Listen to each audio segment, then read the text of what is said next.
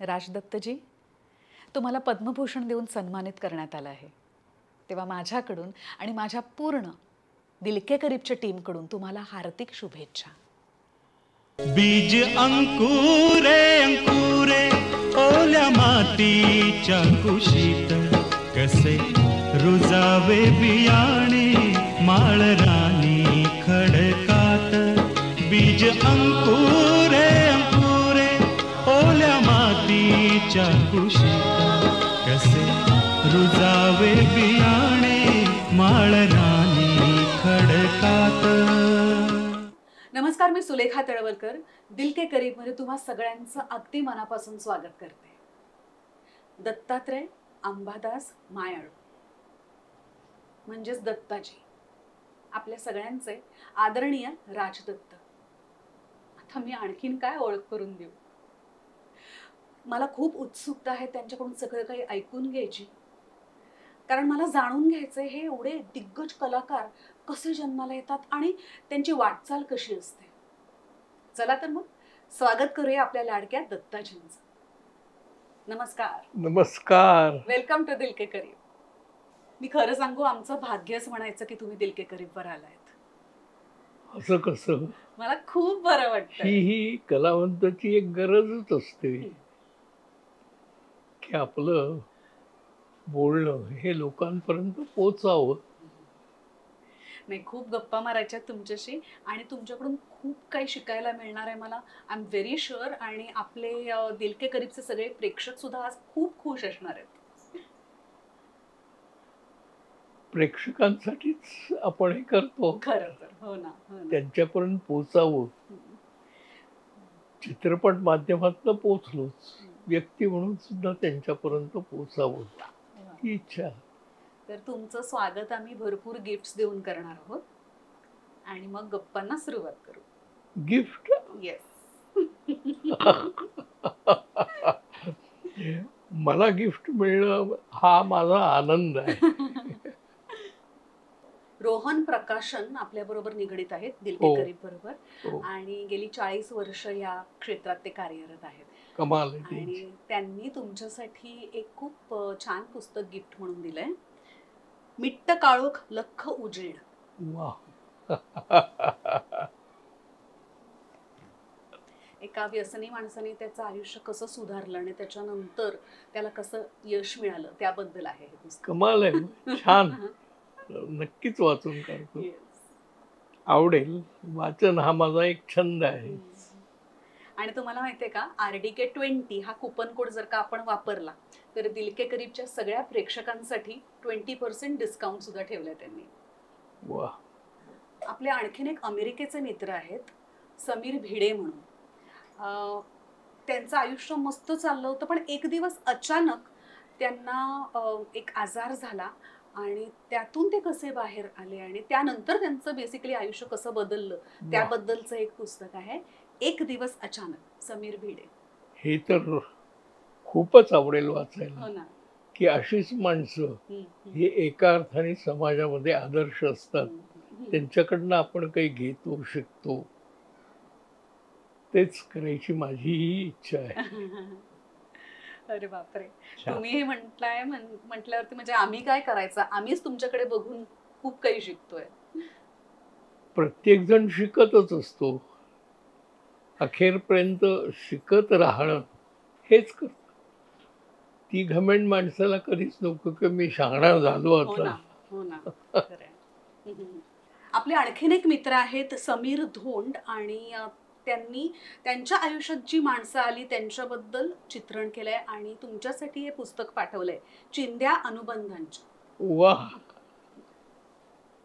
त्यांनी चिंध्या म्हटलं हे मला फार आवडलं. असंच असतं. परिपूर्ण कोणीच नसतं, साऱ्याच चिंध्या असतात. आपली साताऱ्याची एक मैत्रीण आहे, डॉक्टर आरती सोमण, आणि त्यांच्या ब्रँडचं नाव आहे निसर्ग हर्ब्स. आणि तुमच्यासाठी त्यांनी काय काय पाठवले बघा. हा, बेसिकली ना केमिकल फ्री प्रोडक्ट्स आहेत त्यांचे आणि स्किन केअरचे प्रोडक्ट्स आहेत. आता माझ्या ह्या वयात तरी हे मला गरजेचं आहे. ऑइल्स आहेत, हेअर ऑइल आहे, बॉडी मसाज ऑइल आहे, कमाल आहे. वा. मोठ्या वयात त्वचा कोरडी पडते ना होय. किंवा सांधे दुखतात, या सगळ्यासाठी हे ऑइल्स खूप चांगले आहेत. अगरबत्त्या आहेत. नेहमीची जी अगरबत्ती आपली टिकते त्याहीपेक्षा खूप वेळ टिकते बरं का ही. अच्छा. साबण आहे, अरे वा. फेस स्क्रब, बॉडी स्क्रब, वा मस्त. Legion. उलूक द आऊल नावाचा एक एनजीओ आहे प्रीती शहांचा, आणि हे जे फॅक्टरीजमध्ये एक्सेस फॅब्रिक असतं ना, हो. जे कापड उरतं त्यातून खूप छान छान प्रॉडक्ट्स त्या बनवतात. तुमच्या घरासाठी एक मस्तपैकी तोरण पाठवलंय. क्या बात आहे. माझ्या घराला तोरण लागणार आज. छान. छान आहे ना. खूपच छान. आणि यांचा युएसपी काय आहे ना, हा. की कुठलंही त्यांचं एक प्रॉडक्ट दुसऱ्यासारखं दिसत नाही. सो प्रत्येक प्रॉडक्ट युनिक असतं. क्या बात आहे. हे खरं तर चित्रपटाच्या बाबतीतही असंच आहे. मागच्या वेळेला तो चित्रपट पुन्हा तसाच दाखवावा असं नाही. कथा पूर्णतः वेगळी, ट्रीटमेंट वेगळी. तसं. येस. नाशिकला एक एनजीओ आहे, घरकुल परिवार संस्था, आणि आपली एक मैत्रीण आहे विद्याताई फडके. मैत्रिणी मी अशासाठी म्हणते, म्हणजे वयाने खूप मोठ्या आहेत माझ्यापेक्षा, पण मैत्रिणीसारख्याच आहेत. क्या बात आहे. वा. आणि दिव्यांग महिलांसाठी ही संस्था त्या चालवतात. अरे वा. आणि त्यांच्याकडून खूप छान छान या वस्तू बनवून घेतात. तुमच्यासाठी की नाही दोहड पाठवलंय. त्या मुलीने बनवलंय बरं का हे सगळं.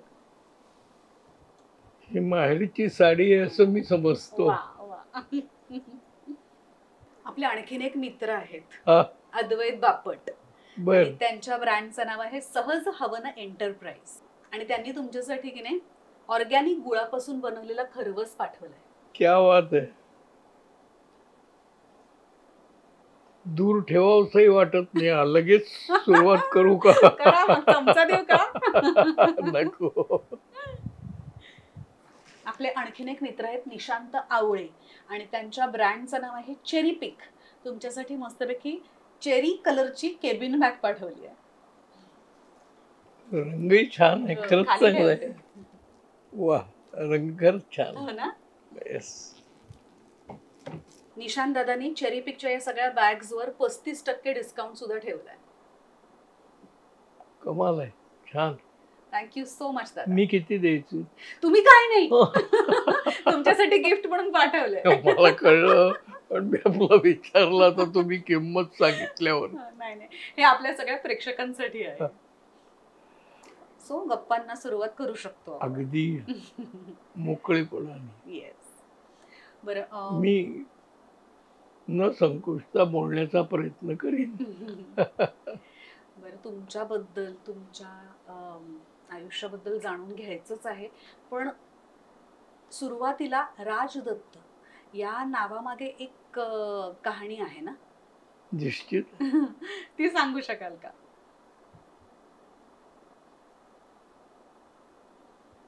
माझं नाव दत्तात्रय अंबादास मायाळू.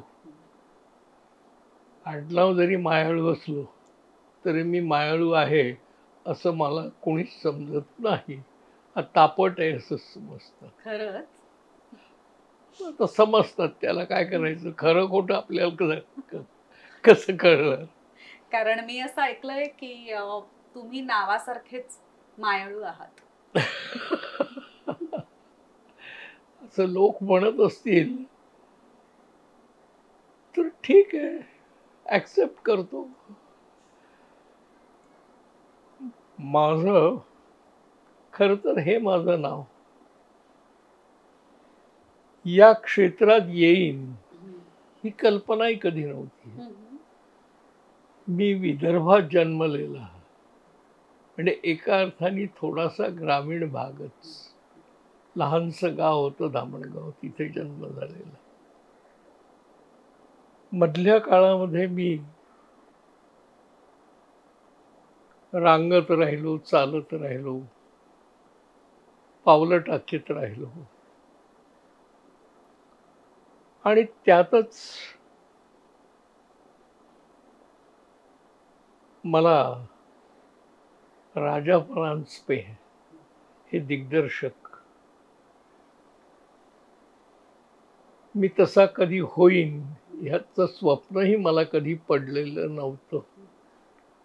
एक गोष्ट खरी होती माझ्यावर, की लहानपणापासून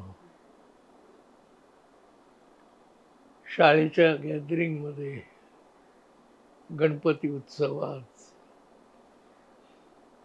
घरगुती काही कार्यक्रमात काम करणं. आणि काम म्हणजे कसं की ते स्टेज आजच्यासारख्या बटन दाबलं की उघडणारे पडदे नव्हते. आपल्या हातानेच तो पडदा असा करावा लागायचा. म्हणजे इथपासून मी माझ्या वयात कामाला सुरुवात केली. नाटकाची ओढ तिथून लागली. त्यातून मी नाटकं बघू लागलो. आधी मेळ्यातली, शाळेतली, गॅदरिंगमधली. आणि त्यातूनच मी पावलं टाकत होतो. खरं तर माझी इच्छा पत्रकारिता हीच होती. माझ्या मनात, माझ्या स्वप्नात किंवा माझ्या मनात आपण पत्रकार व्हावं. कारण गत्र्य माडखोलकर जे तरुण भारतचे संपादक त्या काळी आणि मोठे साहित्यिक, तर तो आदर्श माझ्यासमोर होता. आणि आपण पत्रकारच व्हावं.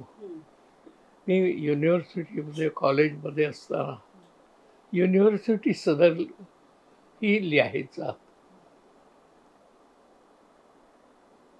त्यांनी मला घडलं असं होतं की आमची शाळेची एक ट्रिप गेलेली होती.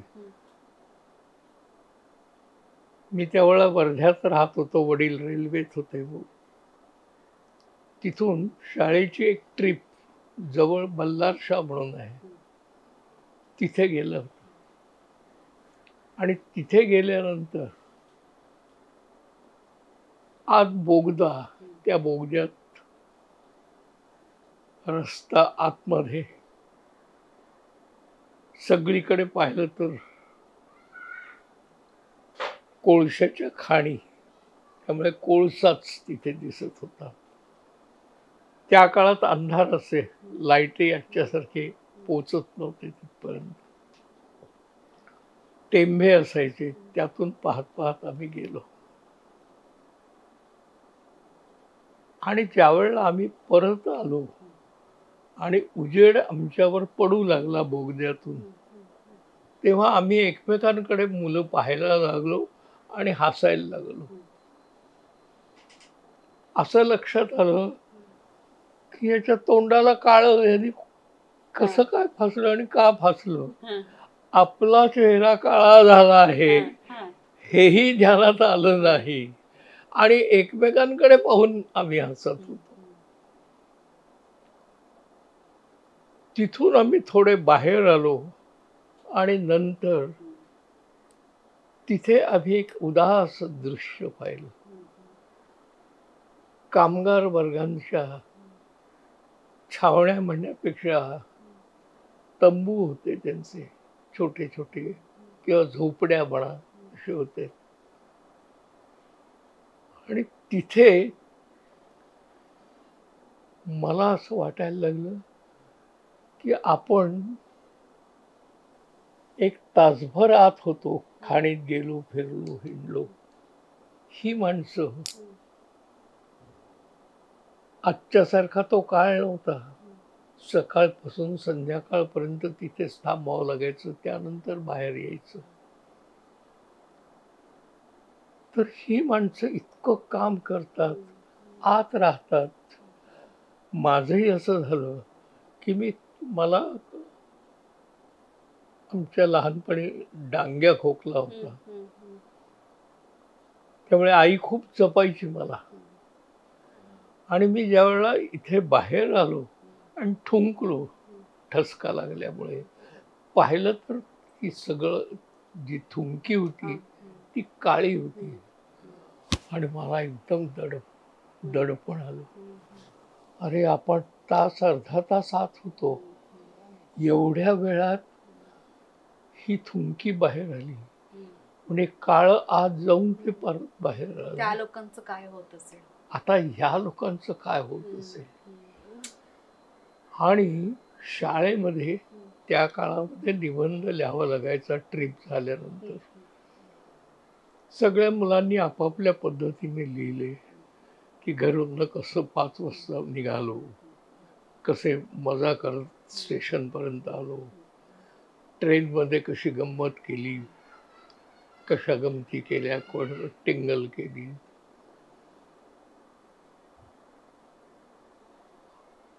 आणि एक तासभर आपण आत असताना जर आपली ही स्थिती झाली तर यांचं काय होत असेल. आणि खरंच पाहिलं तिथे खाटावरून पडलेली माणसं पाहिली, खोकत असलेली माणसं पाहिली.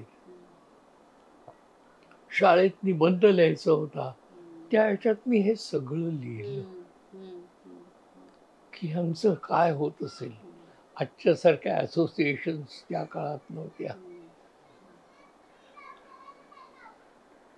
म्हणजे ही गोष्ट 1940-42 सालातली असेल. तरी तुम्ही किती 14-15 वर्षाचे असाल त्यावेळेला. तर मी त्याच्यावर तो निबंध लिहिला. पूर्वी ती पद्धत होती की सगळ्यांनी आपापली वही सरांच्या टेबलावर ठेवायची. सर ते घेऊन जायचे आणि 2 दिवसांनी ते सांगायचे की तुझा हा निबंध कसा होता, काय होता, चुका किती झाल्या, या पद्धतीने. मी आल्यावर त्यांनी मला सांगितलं, थांब इकडे उभा राहा. मला वाटलं आपलं काहीतरी व्याकरण चुकलेलं दिसतंय, वैदर्भीय भाषेतच आपण सगळं लिहिलं की काय, असं मला वाटलं. वऱ्हाडी भाषा आमची वेगळी होती. म्हणून मी कसनुसा झालो थोडासा. सगळ्या मुलांना वह्या देऊन झाल्यात आणि त्यानंतर त्यांनी मला सांगितलं, आता असं कर, तुझा निबंध तू वाच. मग त्यांनीच आपल्या हातात घेतलं, नको नको मी वाचतो. आणि त्यांनी तो लेख मी त्याच्यावर जो लिहिला की ह्या लोकांचं काय होत असेल. हा निबंध सरांनी कौतुकाने गतिराव माडखोलकरांना पाठवला. संपादक होते ते तरुण भारत नावाच्या वर्तमानपत्रात. आणि त्यांनी सुद्धा तो वाचला आणि त्यांनी विचारलं सुद्धा की याच्या घरातले लोक कम्युनिस्ट वगैरे आहेत का, कामगारांविषयी वगैरे बोलतात, लिहितात.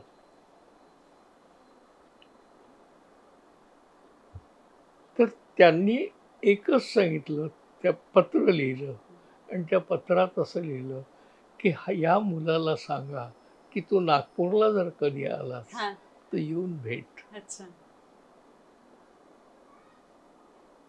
ज्या वेळेला ते पत्र मी वाचलं की येऊन भेट म्हटल्यावर माझ्या मानसिकतेत माझे वडील रेल्वेत आहेत म्हणजे नेमकं काय करतायत. तर मला वाटायचं माझ्या बापाचीच गाडी आहे. मी वडिलांना म्हटलं की असं हे पत्र आलं, यांना भेटायला जायचं. ते म्हटलं चल, उद्या सुट्टी आहे का शाळेला, आहे, आपण दोघंही जाऊ. आणि आम्ही गेलो. त्यांनी तो निबंध याबद्दल फक्त एवढंच सांगितलं की तू चांगलं लिहू शकशील, चांगलं बोलू शकशील, ते करायचा प्रयत्न कर. शाळेत नुसतं शिक्षणच नाही. तर हाही आशय माणसात पाहिजे. आणि मी मॅट्रिक झाल्यानंतर त्यांनीच मला युनिव्हर्सिटी सदर हे लिहायला दिलं अच्छा.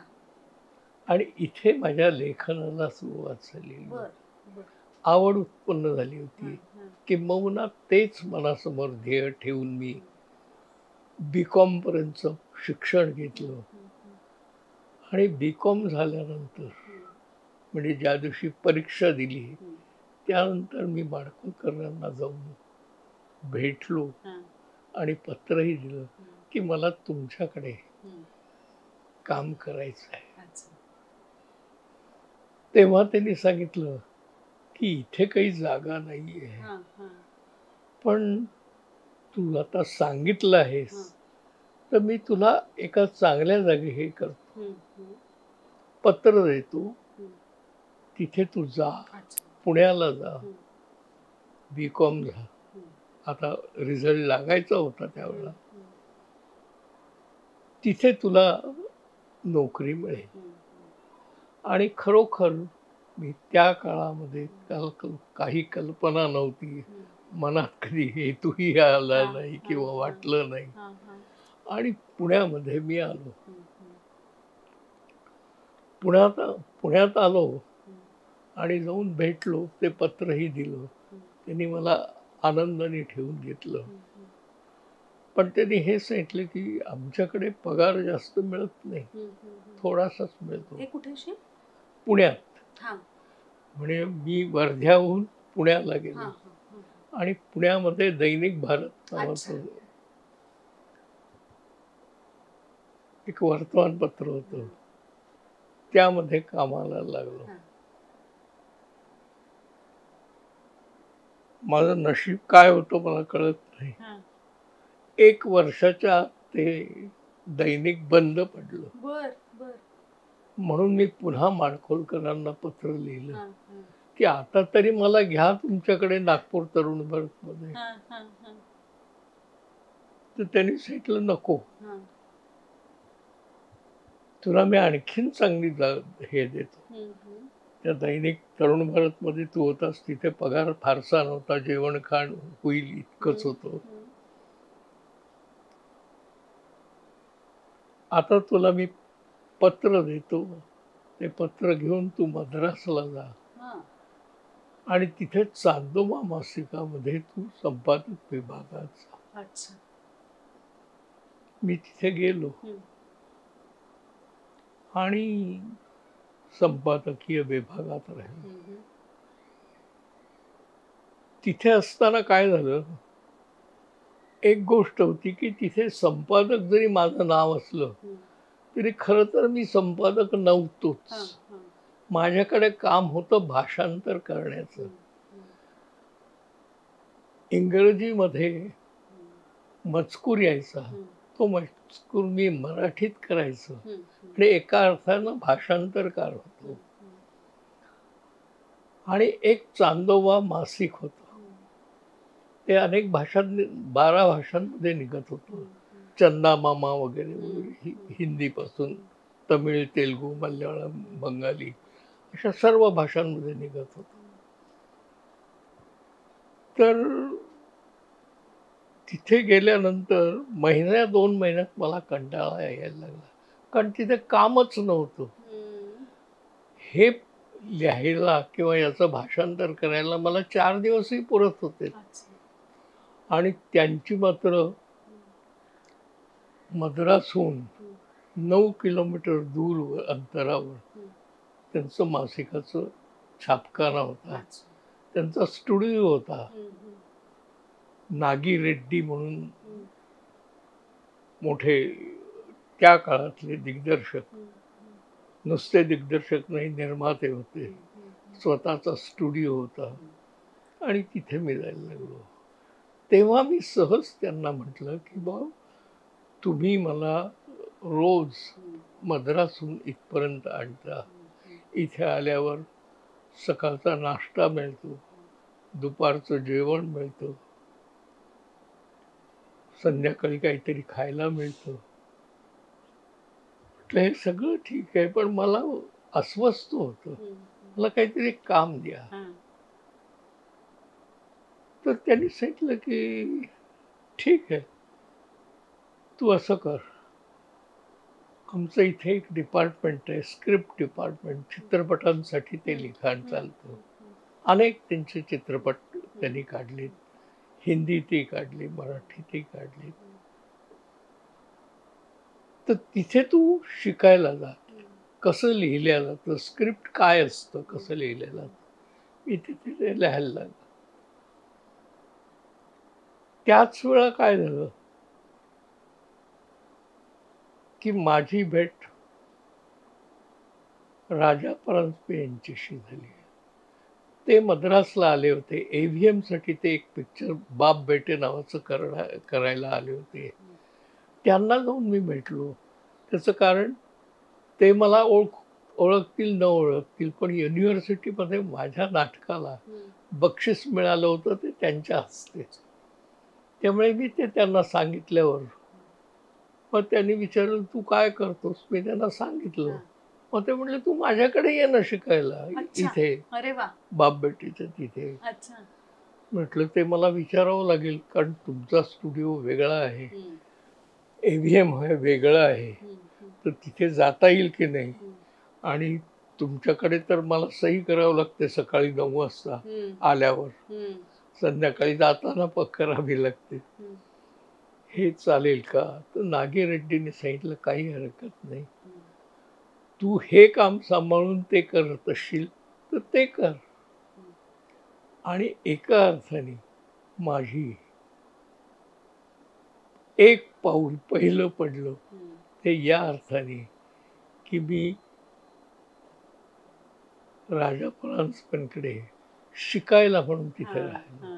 कारण नुसतं स्क्रिप्ट लिहून होत नाही, की ते कसं होतं, कसं आणखीन केल्यानंतर इम्प्रोव्हायझेशन कसं होतं, आणि ते दिग्दर्शकाचं काम असतं.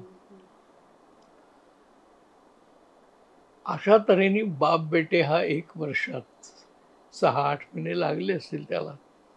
1 वर्षात पूर्ण झाल्यावर राजा परांजपेंनी सांगितलं की मला ते अरे दत्ता म्हणायचं, दत्ता मी आता काही इथे थांबत नाही. ते अजूनही मला पिक्चर देत आहेत दुसरं, पण मला नको वाटतं, माझं मराठीच मला बरं वाटतं, मी जातोय, तू येतोस का माझ्याबरोबर. हे त्यांनी का म्हटलं हे मला कळलं नाही, की तू माझ्याबरोबर का येतोस. त्या क्षणी तरी नाही कळलं, आज त्याचे अर्थ कळतात. तिथे जे 6-8 महिने मी त्यांच्याबरोबर शिकायला तिथे होतो, मी असिस्टंट नव्हतो, शिकायला होतो फक्त.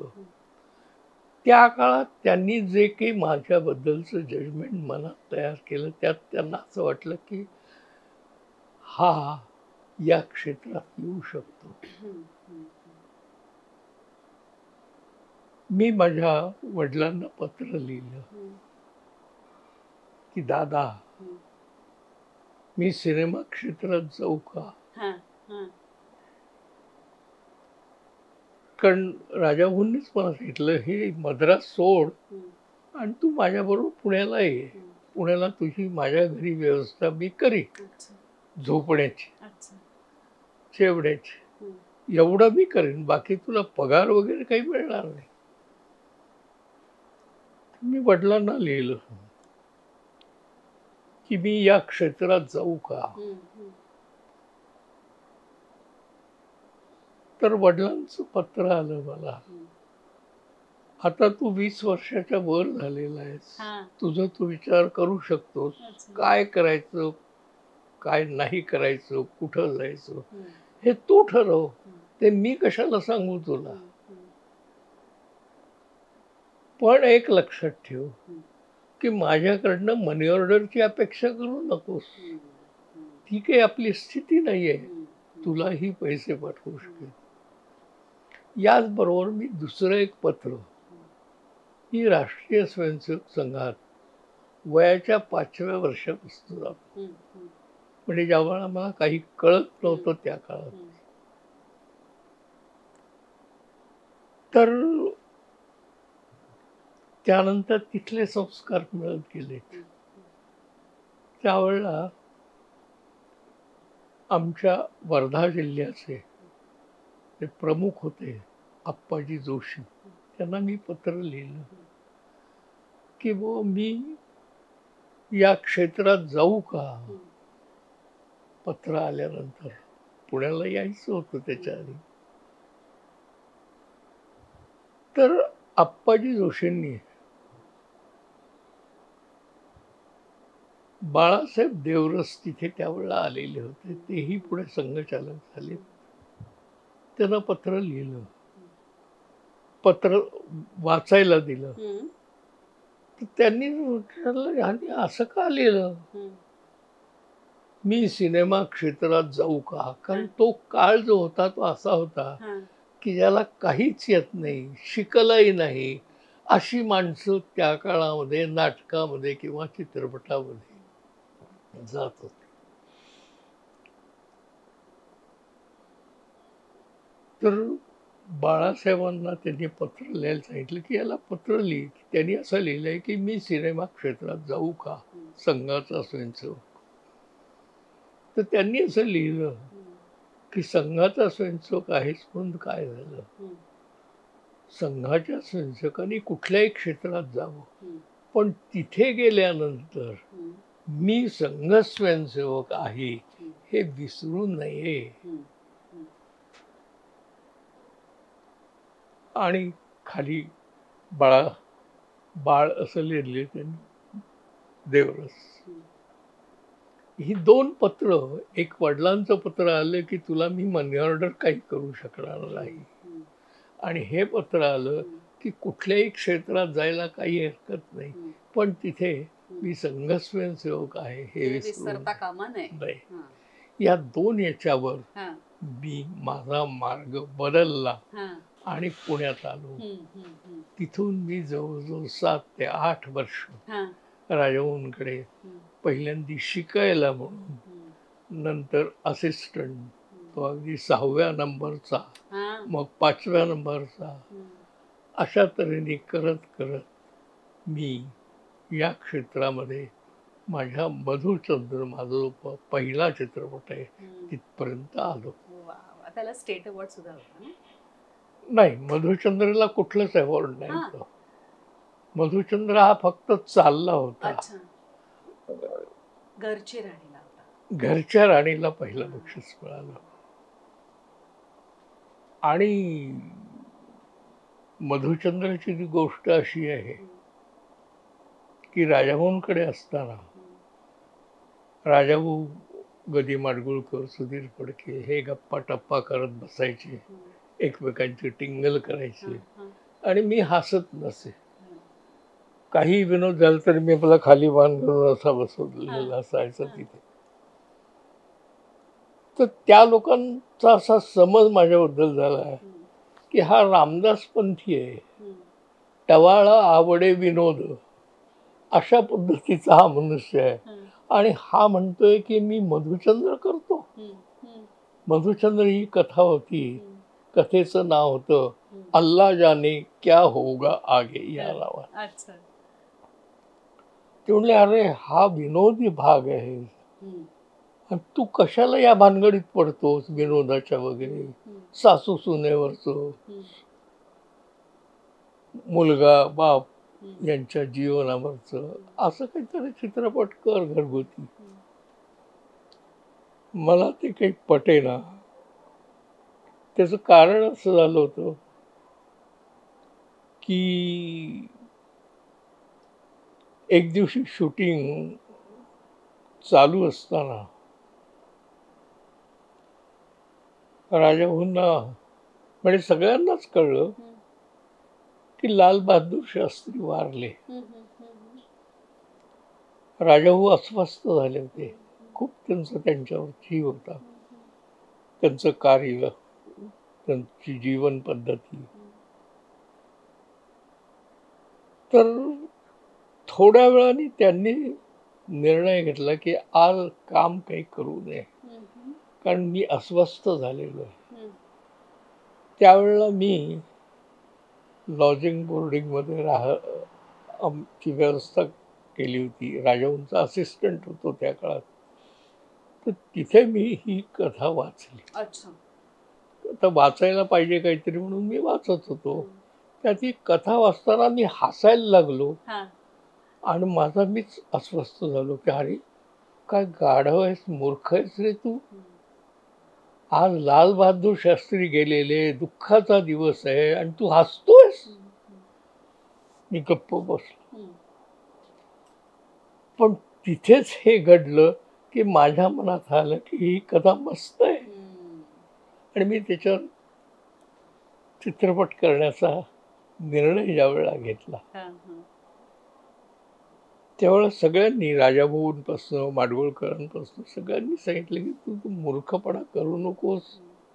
सासू सुनेची गोष्ट घे, आई मुलाची गोष्ट घे. पण मला ते करावंच वाटलं. मग कालेलकरांकडनं मी ते लिहून घेतलं त्यानंतर आणि पहिला चित्रपट माझा झाला. तो प्लाझात लागला. आई वडील माझे रिटायर्ड होऊन त्यावेळेला आलेले होते आणि प्लाझातला सिनेमा संपल्यानंतर आम्ही निघालो. कारण त्या काळात मी पुण्यात राहत असे, मुंबईत राहत नव्हतो. प्लाझा हे मुंबईमधलं, दादरमधलं. तर वडिलांनी मला विचारलं, काय रे नाना, हे सगळे लोक तुला कॉंग्रॅच्युलेशन्स का देत होते, तू काय केलंस? आता तू काय केलंस म्हटल्यावर मी काय सांगणार. मी खरं तर काहीच केलेलं नाही. वडिलांनी मला सांगितलं की अरे त्यातले आर्टिस्ट ते आम्ही पाहिले, स्क्रीनवर दिसतात. ही कथा कोणाची? ताम्हाण्यांची. पटकथा संवाद कुणी लिहिले? कालेलकरांनी लिहिले. संगीत कुणी दिलं? एन चंद्र. मग ते एडिटिंग वगैरे काय असतं, मग तेही मी त्यांना सांगितलं. एडिटिंग म्हणजे ते जोडतात त्याला वगैरे. हे म्हणजे हे सगळं बाकीच्यांनी केलं, तू काय केलंस? तुम्ही काय सांगितलं? मला काहीच सांगता येईना त्या क्षणी की आपण काय करतो. दिग्दर्शक म्हणजे काय असतो, कारण आर्टिस्ट बोलतो, तो दिसतो, मी फक्त सांगतो. म्हणून मला काहीच बोलता आलं नाही. मग त्यांनी मला विचारलं की डिरेक्शन म्हणजे काय असतं. म्हटलं काही नाही, या सगळ्यांकडनं काम करून गेलो. हा म्हणजे काम करून घेतलंस तू, केलं काहीच नाही, असं माझ्या वडिलांनी पहिला शेरा माझ्या दिग्दर्शनाबद्दलचा मारला. पण याच्या आधी तुम्ही छोटे मोठे रोल्स म्हणजे अभिनेता म्हणून करायला लागला होता ना? नाही, मी फक्त नाटकात करायचं. अच्छा. चित्रपटामध्ये राजाभाऊंकडे आल्यावर मग त्यांनी सांगितलं, अरे तेवढं एवढं काम तू करायचं, त्या हातात ते घे, जेलमध्ये मी आहे, तिथेच तू आहेस, तुला इथे कपडे घालावे लागतील, ते कर. असं करत मी थोडी थोडी थोडी थोडी कामं करत गेलो. पण ते त्यांच्याकडे, म्हणजे कुठेही मनामध्ये दिग्दर्शनाशिवाय माझ्या मनात काही नव्हतं. काम करणं. पण कधी असं वाटलं नाही की अभिनेता व्हावं? नाही, त्या काळात तरी नाही वाटलं. अभिनेत्यापेक्षा दिग्दर्शक जास्त महत्वाचा आहे असं माझं मला वाटत होतं. खरं खोटं मला आजही ठाऊक नाही. आणि मी त्या दृष्टीने इथे आलो. त्यातून माझा मधुचंद्र झाला. मधुचंद्र झाल्यानंतर मी वाट पाहत होतो. तो काळ चित्रपट सृष्टीचा असा होता, केव्हा काम मिळेल केव्हा नाही, चित्रपट केव्हा मिळेल हे सांगता येत नव्हतं. आणि जवळजवळ 6 महिने होऊन गेले चित्रपट लागून. खूप चालला, हे निश्चित होतं की त्याची जुबिली झाली, नागपूरला झाली, पुण्यात झाली, मुंबईत झाली, भानुविलासला पुण्यात झाली. पण तरी चालल्यानंतर मला काम काहीच मिळत नव्हतं. आता काय करायचं? तर त्यावेळेला मी राहत होतो राजा परांजपेंच्या बरोबर. मुंबईत आलो की त्यांच्या बरोबर राहायचं. त्यांनी खोली घेतलेली होती, तिथे राहत असे. तिथे माझी अनेकांची ओळख झाली. त्यात सुलोचनाबाईंची झाली आणि त्याच्याबद्दल आई इतकं प्रेम माझ्या मनात उत्पन्न झालं. आणि तशा तऱ्हेने म्हणजे एक आर्टिस्ट असून ही बाई माझ्याकडे काय पद्धतीनं बघते, बोलते, माझ्याबद्दलची काळजी घेते. मी त्यांना सांगितलं, 8 महिने झाले मला काही काम नाही, काहीतरी काम सांगा ना, द्या ना काम, एखादा चित्रपट द्या. ते म्हणले चित्रपट देणं वगैरे मला काही जमणार नाही, पण तू भालजी पेंढारकरांकडे जा, मी त्यांना सांगते, असिस्टंट म्हणून त्यांच्याकडे राहा. त्यांचा निरोप घेऊन मी कोल्हापूरला गेलो आणि भालजींना सांगितलं. तर भालजी चिडले मग एकदम. हे तुला पाहिजे असेल तर 2-3 महिने अजून खर्चासाठी म्हणून पैसे तुला देईन, पण एकदा डिरेक्टर झाल्यानंतर त्यांनी परत जर असिस्टंट म्हणून काम केलं तर याच्या पुढे तुला कोणीही चित्रपट देणार नाही, तू असं काही करू नकोस. म्हटलं असं कसं? नाही नाही म्हटले, मी तुला पैसे द्यायला तयार आहे, तू 3-4 महिने काढ त्याच्यावर. मी निघालो. थोड्या वेळाने ते म्हणले, थांब, असं कर, तू असं कर, उद्या सकाळी येऊन मला भेट, इथेच थांब तू. तर मी तिथे थांबलो. तर झालं असं की दुसऱ्या दिवशी त्यांनी मला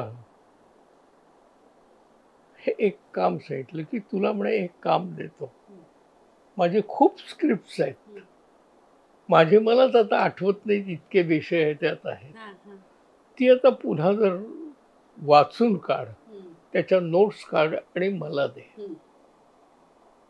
म्हटलं बरं. म्हणजे तुला हे 2-4 महिने काम चालेल, एवढे पैसे तुला मी देईन. आणि मी बसलो. 4 दिवसानंतर त्यांनी त्यांची ऑफिसचा जो भाग आहे तिथे खिडकीचं दार उघडलं आणि माझ्याकडे बघितलं. काय रे, वाचतोयस का झोपा काढतोयस? नाही, वाचतोय. मग ते म्हटलं किती वाचलीस? मी म्हटलं 5-6 स्क्रिप्ट माझी वाचून झाली या 4 दिवसात. कसे काय आहेत रे? आता भालजी पेंढारकर एवढं मोठं नाव त्यावेळेला, म्हणजे माझे ते गुरूंचे गुरु, म्हणजे राजाभाऊ परांजपेंचेही ते गुरु, ते राजाभाऊ सुद्धा त्यांच्याकडे शिकले. अशा माणसाचं स्क्रिप्ट एखादं बरं नाही किंवा पटलं नाही असं बोलणं बरोबर वाटे ना मला. म्हटलं नाही नाही, ठीक आहे ठीक आहे. नाही म्हणले, एवढ्या 5-6 स्क्रिप्टमध्ये तुला कुठलं जास्त आवडलं? तर मी त्याला म्हटलं, मला एक घरची राणी म्हणून खूप आवडलंय. का रे, का? आता तिथे माझ्याने राहवलं नाही. का रे काम? त्यांनी म्हटलं त्यामध्ये तुमचं नेहमीचं देव, देश, धर्म वगैरे या गोष्टीच कथेत नाहीयेत, ती वेगळीच कथा आहे. ते मला म्हणले, तू काय म्हणजे टिंगल करतोयस? म्हटलं नाही नाही, चुकलं काय. पण म्हटलं मग ते कथानक जरा असं वाटलं मला, पण ते तुला आवडलं? हो मला खूप आवडलं ते. म्हणलं त्याच्यावर आता तू चित्रपट कर. आणि खरोखर त्यानंतर म्हणजे 4 महिन्यासाठी मला बोलवलेलं होतं. स्क्रिप्ट वाच म्हणून सांगितलं होतं. त्यांनी मला घरची आणि हा चित्रपट करायला संधी दिली, की मग तुला जर वाटतंय आवडलेलं आहे तर याच्यावर तू चित्रपट कर, मी निर्माता राहीन. पिक्चर झालं. सुदैवानं त्या चित्रपटाला आयुष्यात माझ्या तरी अनएक्सपेक्टेड इतकं होतं की त्याला पहिलं बक्षीस महाराष्ट्र शासनाचं मिळालं. म्हणजे भालजी पेंढारकर स्वतः, राजा परांजपे, ग.दी. माडगुळकर, धर्माधिकारी असे मोठमोठे त्यावेळेचे दिग्दर्शक तिथे त्यांचे चित्रपट असताना आहे. माझ्या चित्रपटाला बक्षीस मिळाल्यावर मी धावत धावत पुण्याहून उठून कोल्हापूरला बालजींना नमस्कार करायला गेलो की तुमच्या कृपेमुळे मला बक्षीस मिळालं. तर त्याच्यावरती ते म्हणले, ए मला नमस्कार करू नकोस, तू काय ना मूर्ख आहेस का? म्हटलं का का का काय काय झालं? नमस्कार का करू नको? एवढे मोठे तुम्ही, माझ्या गुरूंचे गुरु तुम्ही, तुमच्याकडनं शिकलो आणि मी हे केलं. नाही ते सगळं ठीक आहे रे म्हणले, पण तुला नमस्कारच करायचा असेल तर लताला जाऊन कर. लता मंगेशकर. म्हटलं का?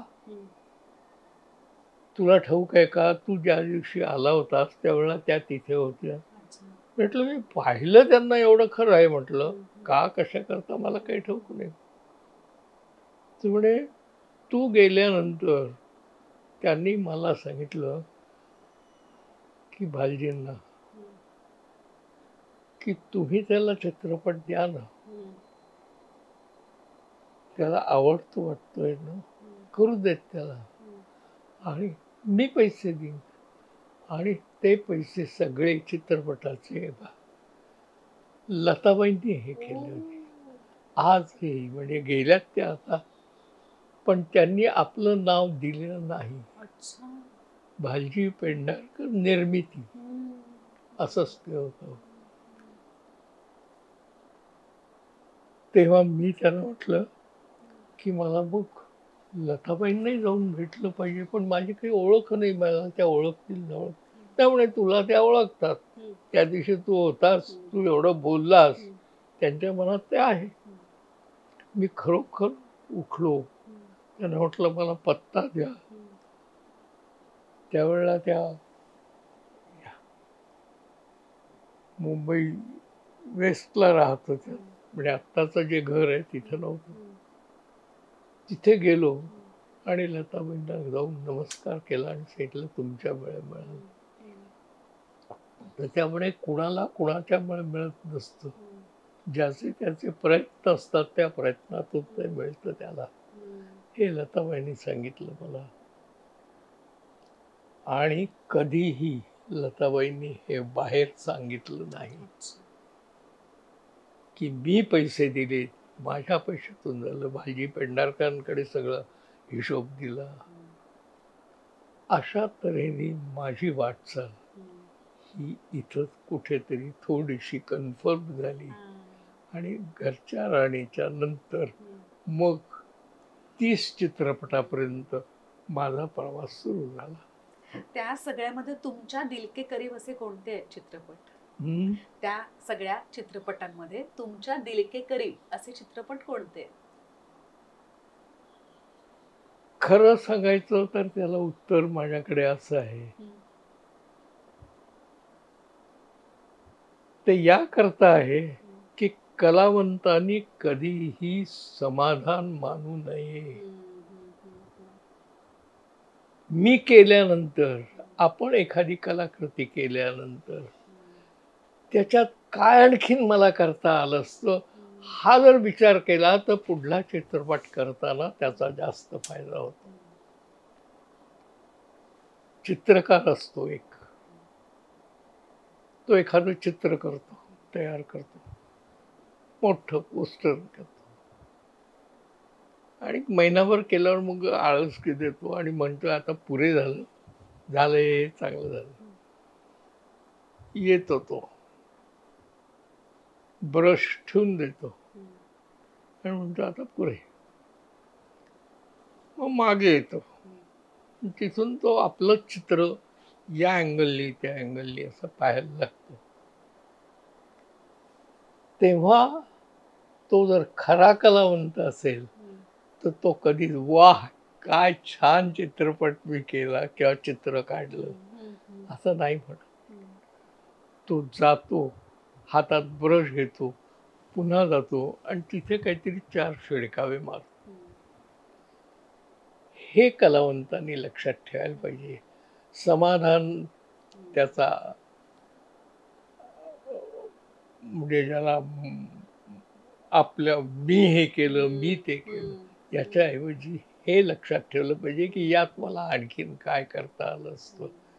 कलाकृती ही अशा तऱ्हेने सुधारत जाते. हे कलावंतांनी लक्षात ठेवावं आणि कधीही आपल्या कलाकृतीवर मी हे काय केलंय, कसं झालंय, वा वा, जा बघा, नाही बघाच, पण पुढलंही पिक्चर माझं बघाच. अशा तऱ्हेने जर माणसाने मानसिकता ठेवली, कुणीही, मग तो कलावंत असेल, कुणीही असेल, चित्रकार असेल तोही, एखादा पुतळे तयार करणारा माणूस असेल तोही, ठोक ठोक ठोक ठोक करत राहतो. एक चित्र तयार झालं की पुढलं करताना तो पुन्हा त्यामध्ये इम्प्रोव्हायझेशन करत जातो. ही वृत्ती जर ठेवली कलावंतांनी तर त्याला घमेंड येणार नाही आणि तो पावलं पुढे टाकतच जाईल. असं तुम्ही सिनेमा सुद्धा केलाय, तुम्ही टेलिफिल्म्स पण केल्या, तुम्ही मालिका सुद्धा केल्या. मालिका आणि चित्रपट यात काय फरक सांगाल तुम्ही? त्यावेळेला तरी मला नक्कीच जाणवत होतं की चित्रपट ही अधिक चांगली गोष्ट आहे. मालिकाचं कसं होतं म्हणजे त्या काळामध्ये आमच्या घरी सुद्धा TV नव्हता. त्या चाळीमध्ये एखाद्याच्याच घरी कोणाच्या तरीच असायचं. तिथे आम्ही सगळे जाऊन बसायचो आणि बघायचं. ते करताना घरातली बाई, अगं बाई दूध तसंच राहिलं वाटतं असं म्हणून ती स्वयंपाकघरात जाते. दूध उतायलाही गेलेलं असतं आणि मग परत येते, विसरले बाई मी, असं झालं. चित्रपटात असं होत नाही. चित्रपट पाहताना तिथे अंधार होतो, खिडक्या दारे बंद होतात आणि तुम्ही एकाग्र होता आणि मग पाहायला लागता. त्यातून चित्रपट होतो. हे असं TV वर होतं का? नाही. तर त्याला बाकीचंही सांभाळावं लागतं, लक्षही द्यावं लागतं. तर जास्त कॉन्सन्ट्रेशन हे चित्रपटातून होतं. तो अंधकार असतो. मला आठवतंय एक गोष्ट की माझा मधुचंद्र झाला त्या दिवशी प्लाझा सिनेमात व्ही शांतारामनचे मोठे भाऊ हे त्याचे मॅनेजर होते. तर त्यांना मी सांगितलं की बुवा मी काही वरती बसणार नाही, माझ्यासाठी खुर्ची वगैरे दिलेली होती. मग मला फक्त म्हटलं 2-4 ठिकाणी मला असं जायचं आहे, 3rd क्लासच्या तिथे, 2nd क्लासच्या तिथे, 1st क्लासच्या तिथे आणि गॅलरी. तर तिथे जाऊन मी थोडा थोडा वेळ उभा राहणार आहे. तर कशा करता? मला जरा लोकांचं हे बघायचं आहे. आणि खरोखर चित्रपट ज्या क्षणी सुरू झाला त्या क्षणी मी चित्रपटाकडे माझ्या पाहिलं नाही, मी पाहिलं ते लोकांच्या चेहऱ्यांकडे. त्या अंधारात सुद्धा तो जो प्रकाश येतो त्यामध्ये चेहरे दिसत होते मला लोकांचे, आणि मी ते पाहत होतो आणि त्यातून समजून घेत होतो की यांना किती आवडलंय. ही वृत्ती पाहिजे, त्या वृत्तीतून कलावंत मोठा होतो.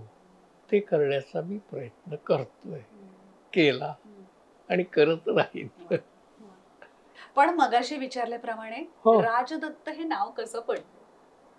हा, मी मगाशी सांगायला थोडस भांबावलो होतो. झालं असं की मी दिग्दर्शक होईन, हा, असिस्टंट म्हणून ठीक आहे, हा.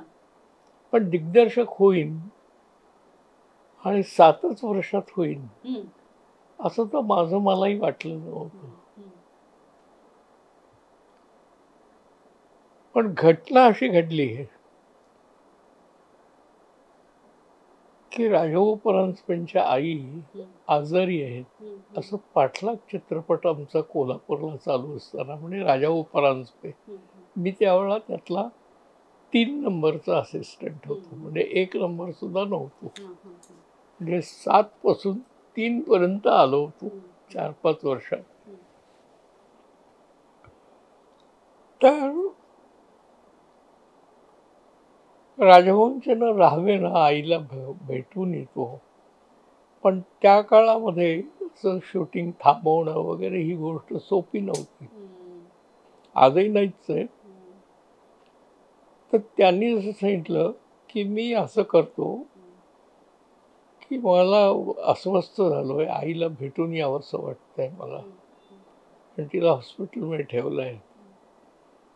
तर तू, मी सांगतो तेवढे शॉट्स तू घे. तेवढे जरी घेतले तरी 1 दिवसाचं काम तयार होईल. पाठलाग या चित्रपटातली गाणी होती 1-2, त्या गाण्यांचे काही भाग मला घ्यायला त्यांनी सांगितले. कसे घ्यायचे, काय घ्यायचे, शॉट कुठून घ्यायचा, कुठे थांबायचा, पुढं काय करायचं, क्लोज केव्हा घ्यायचं, हे सगळं त्यांनी मला सांगितलं होतं थिओरिटिकली. आणि मलाही त्यावेळेला थोडंसं आश्चर्यच वाटलं होतं की 1 नंबरचा त्यांचा असिस्टंट असून त्याला न सांगता त्यांनी मलाच का सांगितलं. तर ठीक आहे. आणि दुसऱ्या दिवशी मी तेवढं युनिट घेऊन, कारण बाकीचे शॉट्स नव्हते, 2च आर्टिस्ट, काशीनाथ घाणेकर, उमा,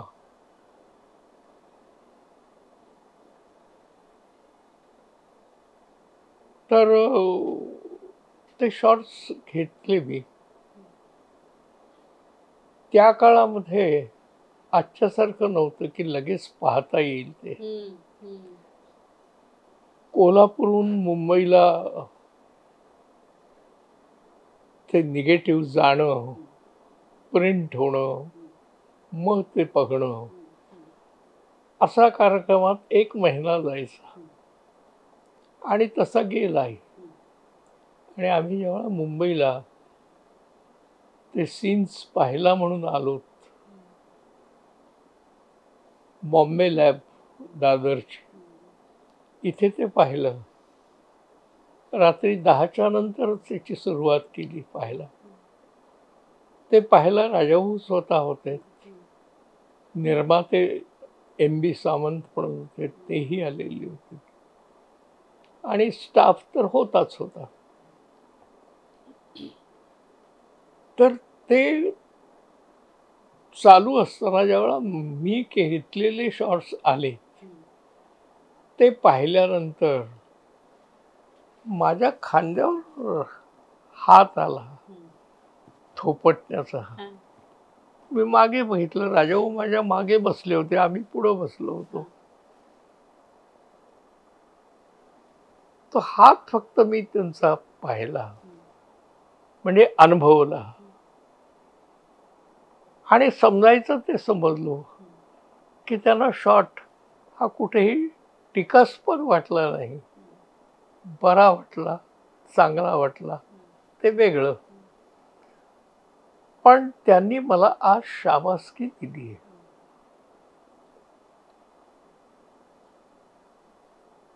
आणि पाठलाग पासून पुढे 3 वर्ष मी त्यांच्याबरोबरच राहिलो. म्हणजे दिग्दर्शक झाल्यानंतरही मी असिस्टंट म्हणून त्यांना राहतच होतो. तर तो हात हे झाल्यानंतर जेव्हा सिनेमा संपला आणि आम्ही थिएटरमधून बाहेर यायला लागलो,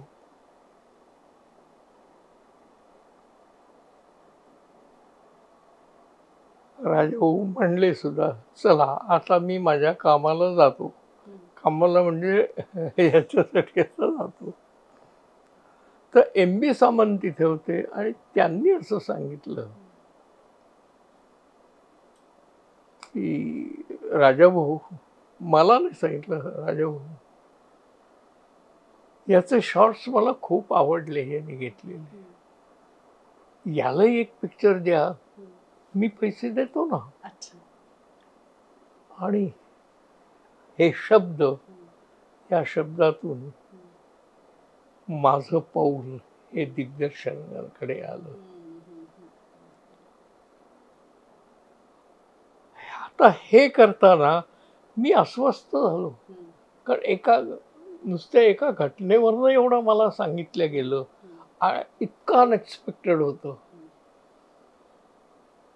तिथे माझ्या मनात विचार सुरू झाले की हे आपण कुठं शिकलो, कुणी सांगितलं, कुणी शिकवलं. ते राजाभाऊंनी. मग यासाठी त्यांचं स्मरण राहावं, यासाठी आठवण राहावी आणि कान धरल्या जावा, यासाठी मी माझं नाव काय ठेवायचं याचा विचार केला, आला तो मनामध्ये. आणि त्यामध्ये हे माझ्या मनात आलं की माझ्या नावात दत्तात्रय आहे, त्यांचा राजा आहे, तर मी त्यातून माझ्या नावाची निर्मिती केली की राजदत्त. आणि त्यातून हे सुरू झालं.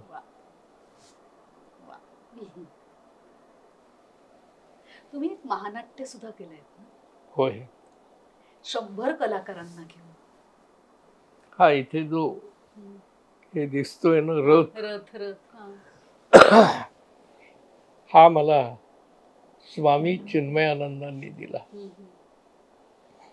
ज्या काळामध्ये मी मद्रासला राहत होतो, त्यावेळा संध्याकाळच्या नंतर यांची भाषणं ऐकण्याकरता, म्हणजे त्याला भाषण हा शब्द चुकीचा आहे, एक जीवन दृष्टी ही स्वामी चिन्मयानंद यांची व्याख्यानं मद्रासला होत होती. ते केरळचे आणि मद्रासला इंग्रजी भाषेत व्हायचे. त्याला मी जात असे आणि 1-2 वेळा मी त्यांना कार्यक्रम संपल्यानंतर काही प्रश्नही विचारले होते. त्यातून त्यांची माझी ओळख झाली होती. आणि नंतर 10-1 वर्ष गेलीत आणि ते पुण्याला आले होते आणि तिथे त्यांनी मला निरोप पाठवला की तू इथे आहेस, कळलं. चौकशी मी केली मद्रासला, नागेरेड्डींनी तुझा पत्ता दिला म्हणून तुला फोन केला. आणि त्यांनी असं सांगितलं की आमचे लोक भजन पूजन यातच वेळ घालवतात,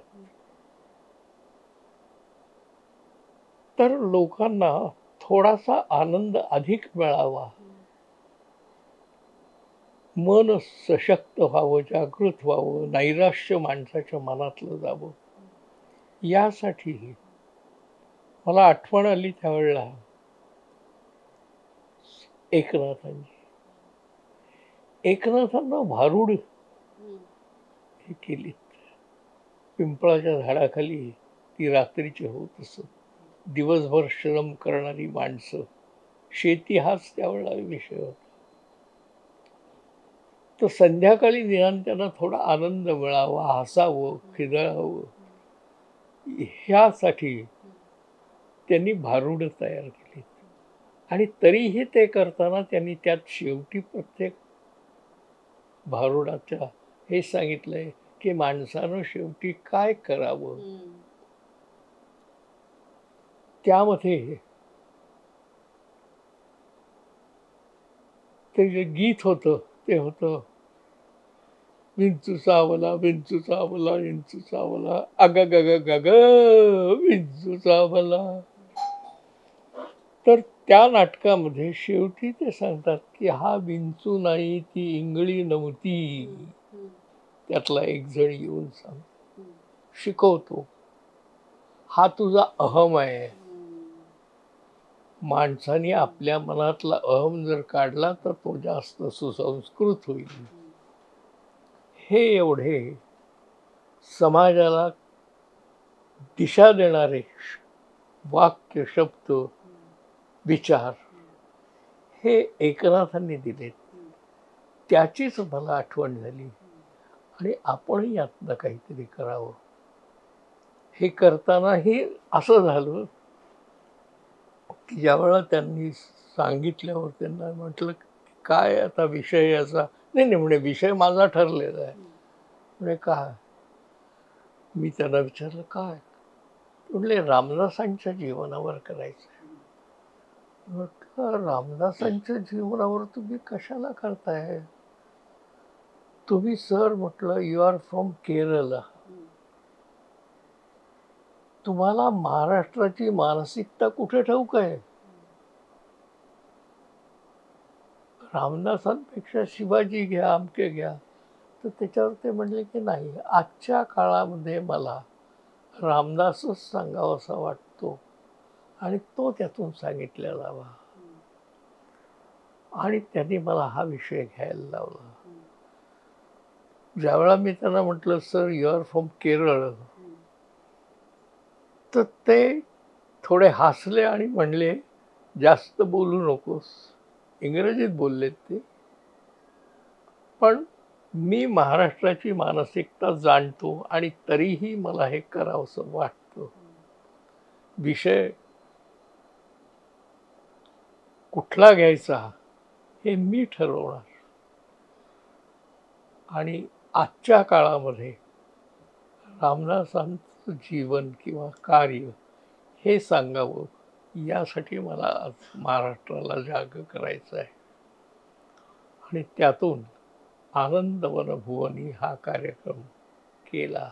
ते करताना त्यात एकही कलावंत नव्हता. सगळे त्यांच्या भाषणाला येणारे, भजन म्हणणारे, गीत म्हणणारे, असे सगळे लोक होते. या सगळ्या लोकांनी कामं त्यात केली. अर्थात त्याचं मोठं क्रेडिट हे नृत्य दिग्दर्शकालाही जातच, पण त्यांनी हे केलं आणि त्यातून आनंदवन भुवनी हा कार्यक्रम झाला. मला अत्यंत आनंद झाला किंवा सर्टिफिकेट मिळालं ते माधव मनोहरांनी त्या काळामध्ये लेख लिहिला वर्तमानपत्रात की डोळ्याची निरांजने करून पाहावा असे नाटक. आणि या तऱ्हेने माझ्या त्या कलाकृतीलाही लोकांनी खूप चांगला प्रतिसाद दिला. पूर्ण महाराष्ट्रभर ते दाखवले गेले, नागपूरपासून, पुण्यापासून, औरंगाबाद, इकडे तिकडे सगळ्या ठिकाणी. आणि तो खूप चालला. खरं तर म्हणजे छत्रपती शिवाजींवर जे यांनी केलं त्याच्याही अगोदरचा हा कार्यक्रम आहे. म्हणजे हा एका अर्थाने 100च्या वर काम करणारे.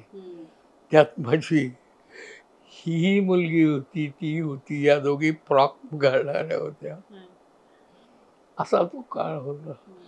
त्यावेळेला हे केलेलं आनंद वनभुवनी हे नाटक म्हणजे नृत्य नाट्य होतं ते. आणि स्टेजेस एकाच्या ऐवजी 5 स्टेजेस होते.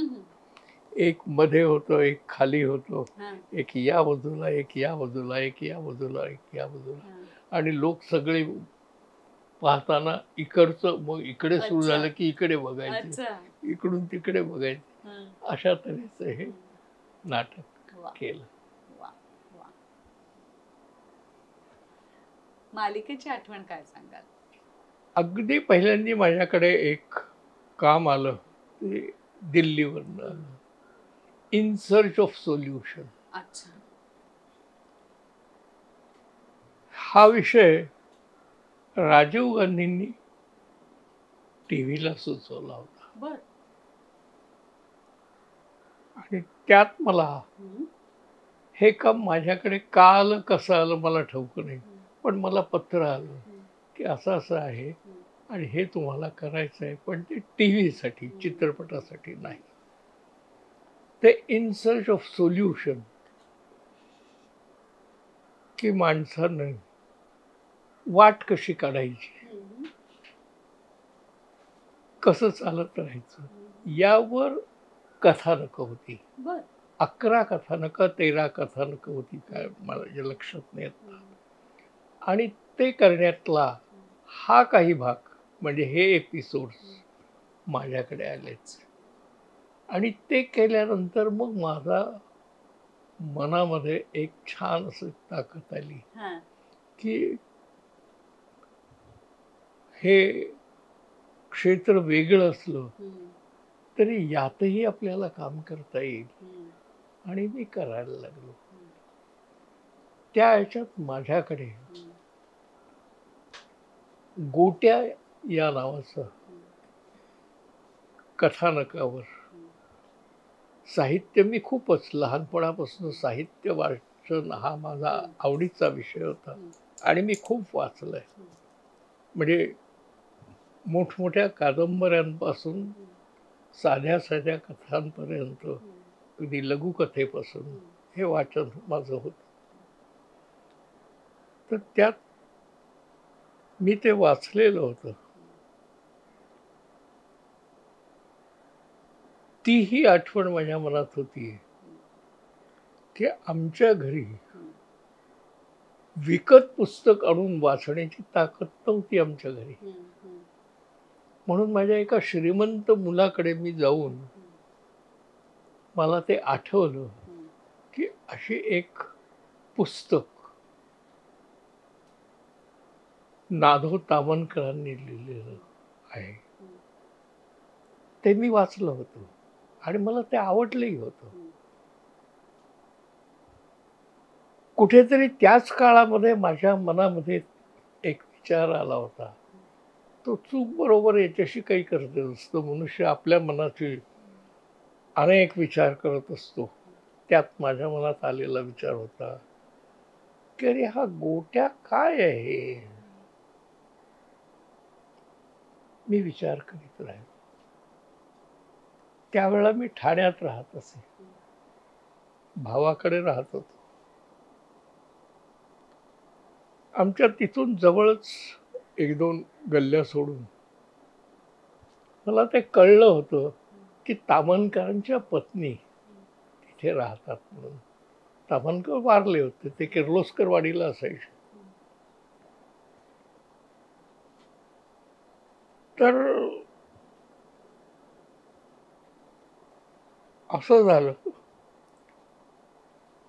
की ते पुस्तक वाचावं पुन्हा आणि ज्याचं जो मला विषय दिलेला आहे त्यावर काही करावं असं मनात आल्यावर मी म्हटलं चला पण त्यांच्या, आता ते स्वतः लेखक नाही आहेत पण त्यांच्या पत्नी आहेत, त्यांना विचारू की हे कसा काय हा विषय तुमच्या मनात आला, काय झालं. कारण त्या काळामध्ये ते किर्लोस्कर वाडीला राहत होते. किर्लोस्कर वाडीला काहीच नव्हतं, फक्त किर्लोस्कर वाडीचं जे कारखाना होता त्यात असणारे कामगार, क्लेरिकल जॉब, अमुकं तुमकं असं एक छोटंसं गावच तयार झालं होतं. किर्लोस्कर वाडीच नाव होतं त्याचं. तर मी त्यांच्या मिसेसना त्या वयाने बऱ्याच झालेल्या होत्या, त्यांना मी विचारलं, गेलो भेटायला, नाव सांगितलं, हो केलं, चित्रपट माझे सांगितले, ओळख करून दिली. तर त्या म्हटलं की मला ठाऊक आहे तुझं नाव मी ऐकतो वगैरे वगैरे वगैरे. तर मी त्यांना विचारला प्रश्न किंवा म्हटलं मला थोडंसं त्या गोट्याबद्दल सांगा ना. एकतर माझ्या मनात स्वतःच्याच येतं, काय करावं, कसा हा विषय यांनी घेतला असेल. तर मी त्यांना विचारलं की म्हटलं हा विषय घेताना त्यांचं कधी तुमच्याशी डिस्कशन झालं असेल. तर त्या म्हटल्या काहीतरीच काय बोलताय. त्या काळामध्ये ते दुपारी जेवायला घरी यायचे, कारखाना शेजारीच होता, तिथून घरी यायचे, जेवायचे दुपारचं आणि पुन्हा कामाला जायचे. म्हटलं त्यावेळेला काही गप्पा होत असतील, रात्री काही होत असतील. अहो त्या काळामध्ये साहित्यावर गप्पा बायकोच्या बरोबर करायच्या ही पद्धतच नव्हती. आम्हाला कुठं काही फार येत होतं. 4थी-5वी पर्यंत शिक्षण झालेलं आमचं. त्यावेळेला माझ्या मनात मग एक विचार आला, तो असा आला, त्याचं यश त्या गोष्टीला मला द्यावंसं वाटतं की मी पुस्तक तर वाचलंच होतं.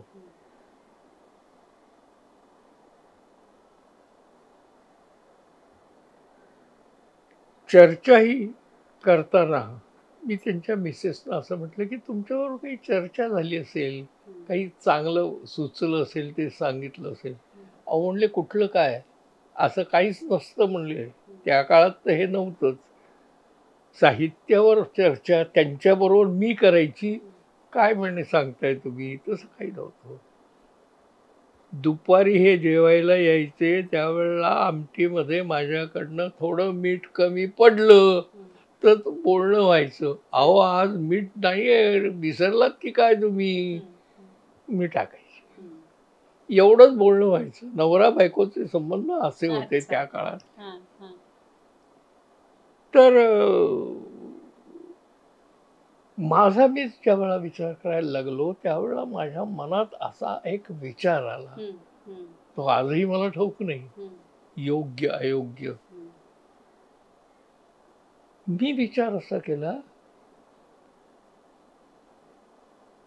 की हे श्रीकृष्णाचं पात्र आहे का. लहानपणातला गुंड, दांडगट, चोरून खाणारा, लपवून खाणारा, चोरून खाणारा, लोणी चोरून खायचं,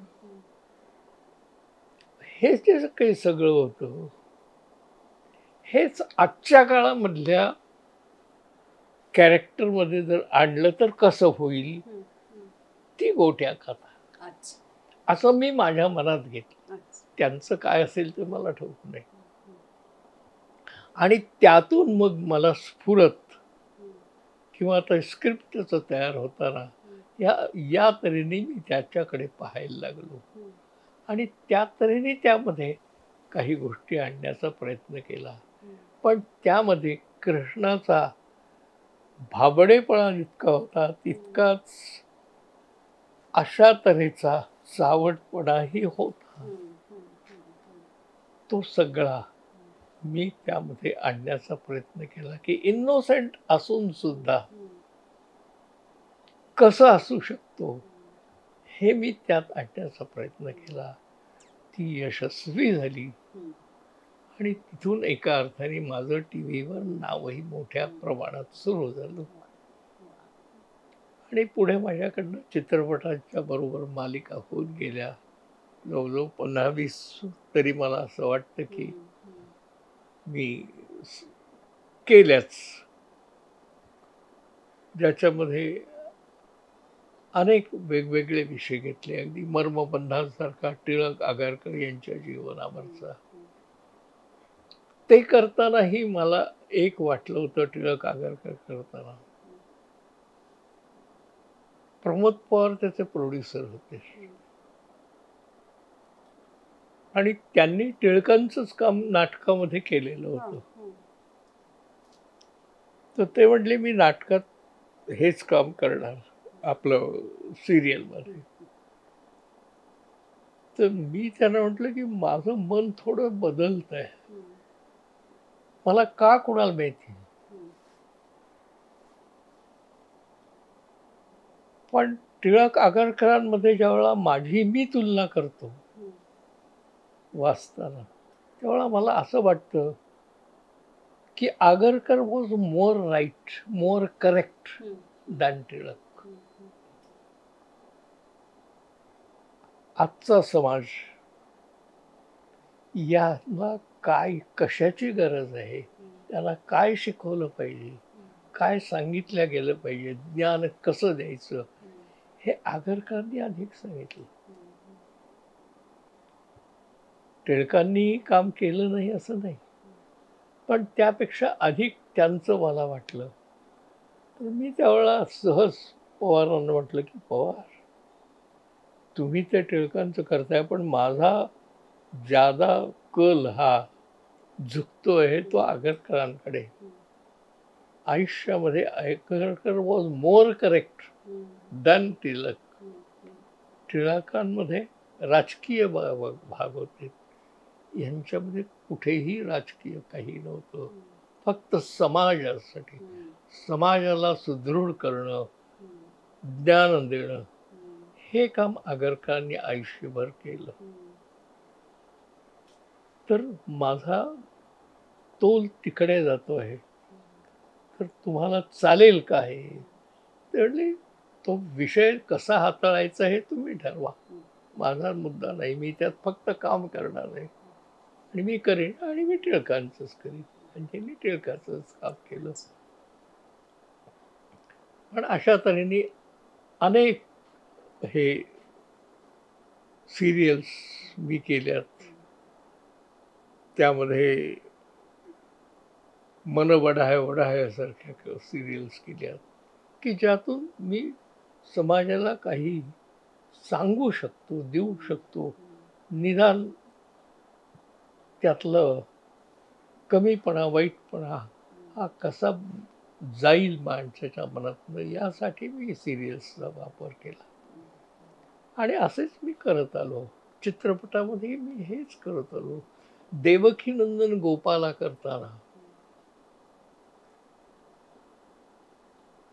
मला खरोखर जर कुणी रस्ता त्या चित्रपटासाठी दाखवला असेल, ज्यांची माझी भेटही झालेली नव्हती, प्रबोधनकार ठाकरे यांच्या एका पुस्तकात मी वाचलं होतं.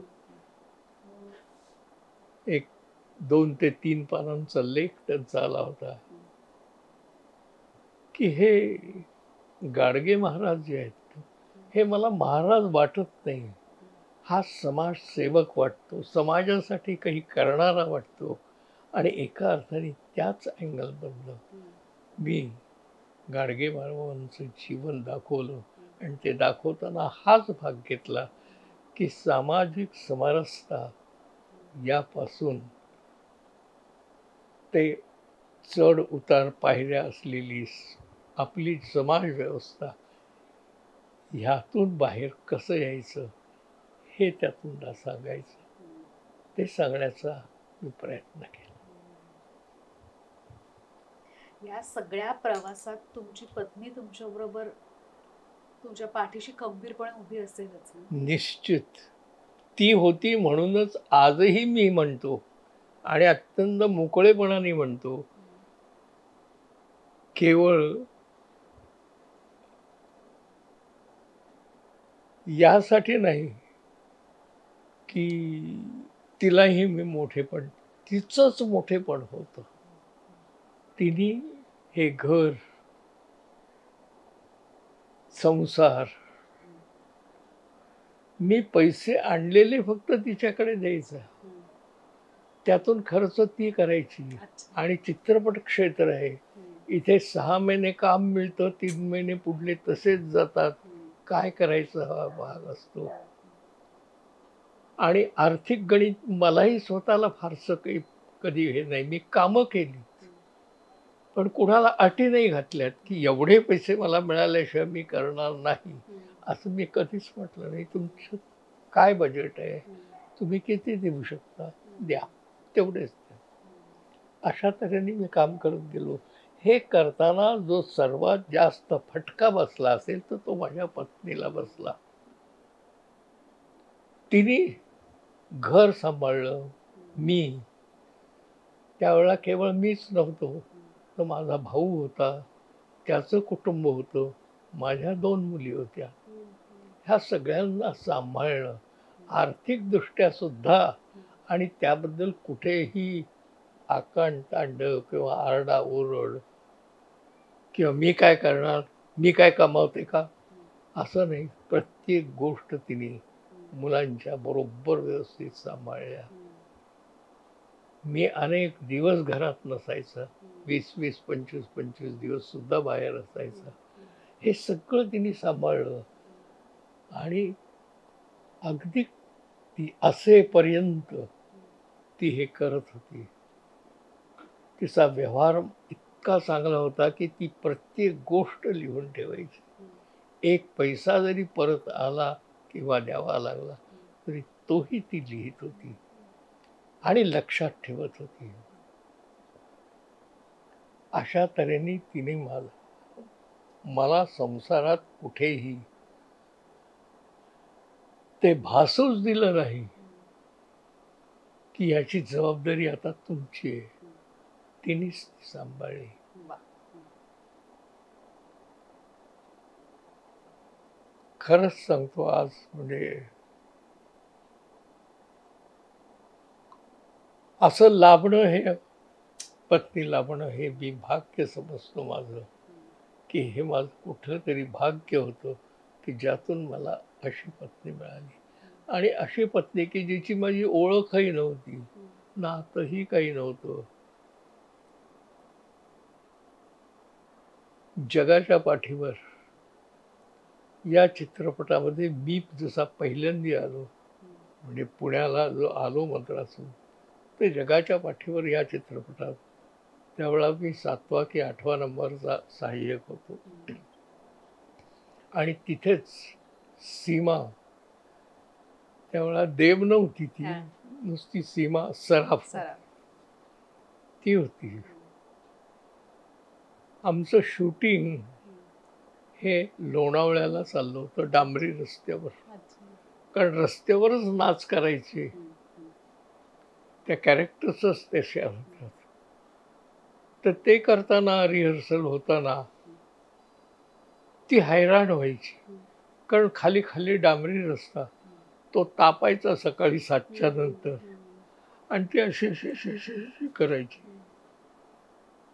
तर मला वाटलं, म्हणून मग मी तिच्या ज्या चपला होत्या बाजूला ठेवलेल्या, त्या रिहर्सलच्या वेळा चपला नाही घालता येत, इतर वेळा ठीक आहे, तर तिला ते आणून द्यायचा वगैरे. यातून आमची दोघांची एक मैत्री झाली. मैत्री नाही, एक नातंच सुरू झालं. आणि ती मला भाऊ मानू लागली. आणि त्यातूनच पुढे ज्यावेळेला तिला अडचण आली की तिने रमेशशी शब्द दिला, रमेशला, की आपण लग्न करूया, त्यावेळेला तिला अडचण वाटली की माझी मोठी बहीण, तिचं लग्न व्हायचंय आणि मी कशी करू. म्हणून तिने मला विचारलं की तू माझ्या बहिणीशी लग्न करशील का. मीही हो म्हटलं, आणि लग्न झालं. त्यातून आमचं जीवन सुरू झालं. पण ते इतकं सांगता येणार नाही, शब्द नाहीत. अशा तऱ्हेनं तिनं पूर्ण संसार सांभाळला. त्या आधीच्या गुलाब सराफ ना? गुलाब सराफ, हम्म. तिचं नाव गुलाब होतं. हा.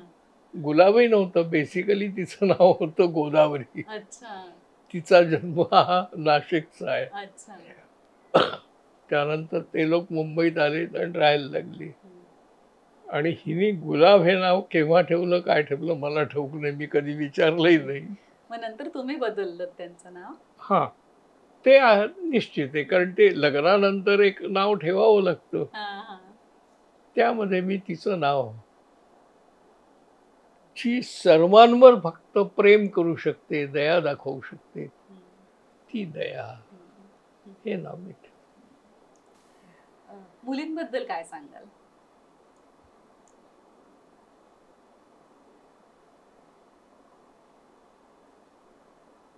मी देवालाही मागितलं नाही,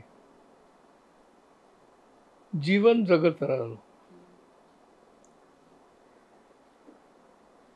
ज्यावेळेला मी माझ्या मुलींकडे पाहतोय, त्यांच्या जन्मापासून ते आजतागायत,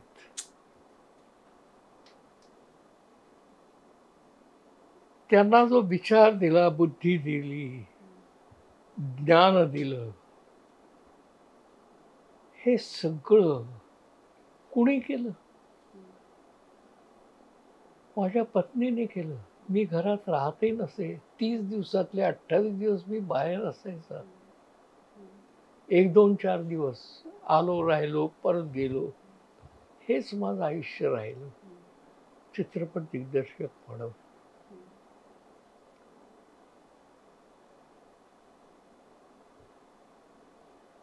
ही सगळी जबाबदारी जिने पेलली नाही नसती, तर साकारली, आणि नुसती साकारली नाही तर ती अत्यंत छान केली.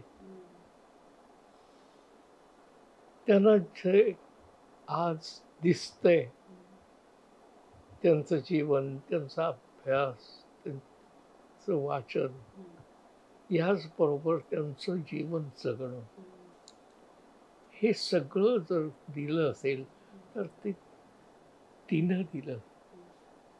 मी माझ्या परीनं काही देण्याचा प्रयत्न केलाही असेल, पण माझ्याकडे वेळच नव्हता इतकं ज्ञान द्यायला. त्यामुळे तिला घडवलं, या दोन्ही मुलींना, ते माझ्या पत्नीनं, माझ्या दयानं.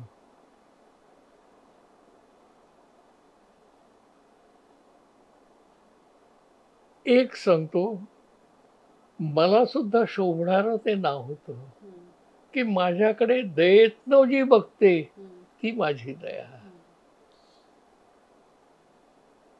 पत्नी म्हणून त्यातला अहम, हे तुम्ही का करतात, ते कसं, हे कशाला पाहिजे, असलं कधीही तिने केलं नाही. आणि तिने दोन्ही मुलींना चांगली दिशा दिली. आज दोघीही मला अभिमान वाटेल अशा पद्धतीतच राहिल्या. थोरलेनी आता व्यवसाय सोडले, पण आता ती मुलांचं जे करते आहे, तिला एक मुलगा आणि एक मुलगी आहे, त्या दोघांचं पूर्ण कॉन्सन्ट्रेशनने अभ्यास घेणं, कुटुंब सांभाळणं. कारण माझ्यासारखी तिच्या नवऱ्याची स्थिती आहे. तोही बाहेरच जास्त असतो, परदेशात जास्त असतो, घरात कमी असतो. तर तीही जागा पूर्णतः तिने सांभाळली. आणि भक्तीबद्दल काय सांगू, भक्ती करावी, भक्ती वाटावी, अशीच ती आहे. आणि तिनंही माझं नाव हे अधिक मोठं करण्याचाच प्रयत्न केला. खरंय. आपल्या परीनं ती या क्षेत्रात आली, थांबली. अनेक पुरस्कार तिने मिळवले, पण तिच्या मनामध्ये कुठेही अहम त्याचा आजही आलेला नाही.